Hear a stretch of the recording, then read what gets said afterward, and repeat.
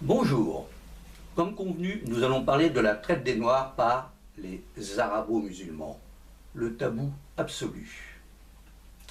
La traite des Noirs a commencé par la traite arabo-musulmane, au 7e siècle, c'est-à-dire dès la naissance de l'islam.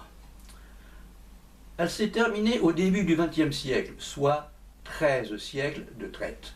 La traite européenne, quant à elle, a commencé au XVe siècle et s'est terminée au XIXe siècle, soit 4 siècles de traite.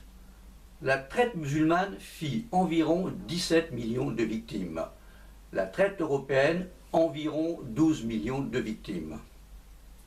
De surcroît, les arabo-musulmans castraient systématiquement les hommes afin qu'il n'y ait aucune descendance noire dans leur ethnie. De fait, il n'existe qu'une quantité infime de noirs en pays musulmans. En revanche, en Amérique, où l'abominable castration n'était pas pratiquée, heureusement, les descendants d'esclaves noirs sont nombreux. On objectera que la plupart des pays africains sont musulmans, et il est interdit à un musulman de réduire en esclavage un autre musulman. C'est exact, sauf pour les Noirs. Pourquoi ? Parce que les Noirs étaient considérés comme plus proches des animaux que des hommes. Voici à ce propos un texte parmi tant d'autres, très édifiant, de Ibn Khaldoun, grand historien arabe qui vécut essentiellement au XIVe siècle. Je lis. Les seuls peuples à accepter l'esclavage sont les nègres, accepter l'esclavage. En raison d'un degré inférieur d'humanité, leur place étant plus proche du stade animal. Édifiant, en effet.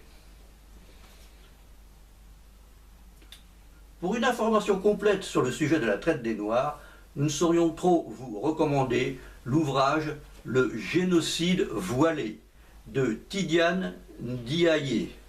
Excusez la prononciation. Je vais appeler le nom. Tidiane, T-I-D-I-A-N-E. Ndiaye, N'-D-I-A-Y-E.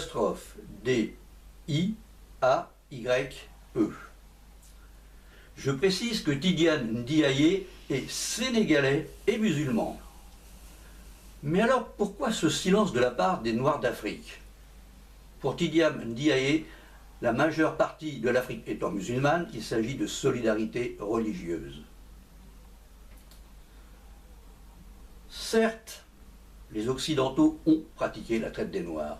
Certes, c'est absolument condamnable, qu'il n'y ait aucune ambiguïté à ce sujet.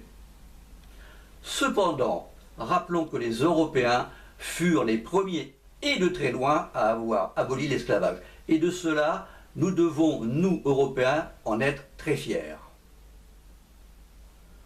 Assez de cette autoflagellation, assez de cette autodétestation. Pour conclure, évoquons cette fameuse citation de Talleyrand. « Quand je me regarde, je me désole. Quand je me compare, je me console. » À bientôt.